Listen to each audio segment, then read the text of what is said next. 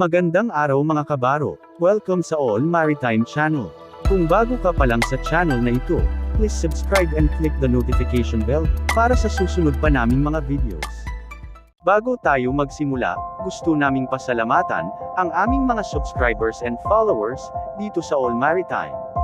Gusto naming malaman ninyo na ang inyong pag-subscribe ay nakaka-inspire sa amin para gumawa ng mga bago pang videos.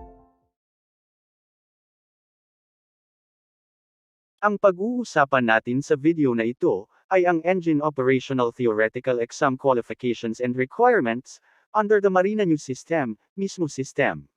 Bago ipagpatuloy ang panunood, ihanda ang iyong smartphone para ma-screenshot ang mga sumusunod na slides kung gusto nyo ng kopya.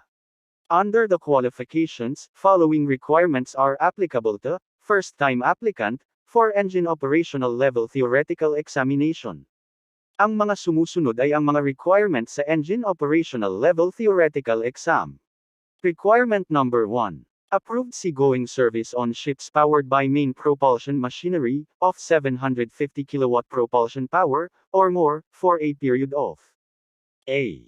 Not less than 12 months of structured onboard training such as engine cadet, engine trainee, apprentice engineer, or other engine department trainee nomenclatures for certification as OIC Engineering Watch. Or B. Not less than 36 months in the engine department.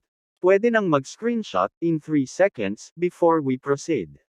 3, 2, 1. Requirement number 2, Transcript of Record, o TOR, for Bachelor of Science in Marine Engineering, BS-MARI graduate.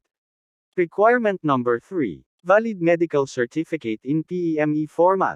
Kung kabababa lang ng barko, at valid pa ang medical certificate, pwede po itong gamitin. Requirement number 4, SIRB first page and entries showing relevant seagoing service. Note, upload in order of sea service. Para hindi malito sa order ng sea service, pwedeng humingi ng Certificate of Sea Service sa manang agency bilang guide. Tandaan, pag nag-submit na ng application, lahat ng may asterisk ay mandatory requirements, at kinakailangang i-upload. Dadaan muna ang inyong application sa online evaluation. Kapag approved, magbabayad at susunod ang final evaluation.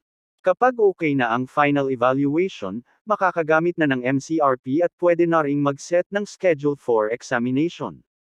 Warning, huwag mag-set ng Schedule 4 examination pag hindi pa tapos mag-review sa MCRP, dahil automatic na made-deactivate ang access nyo sa MCRP. Mag-set lamang ng schedule pag handa ng mag-exam. Iyan lamang ang Engine Operational Level Theoretical Exam Qualifications and Requirements, under the MARINA new system, mismo system. Maraming salamat at congratulations in advance. Kaya yan.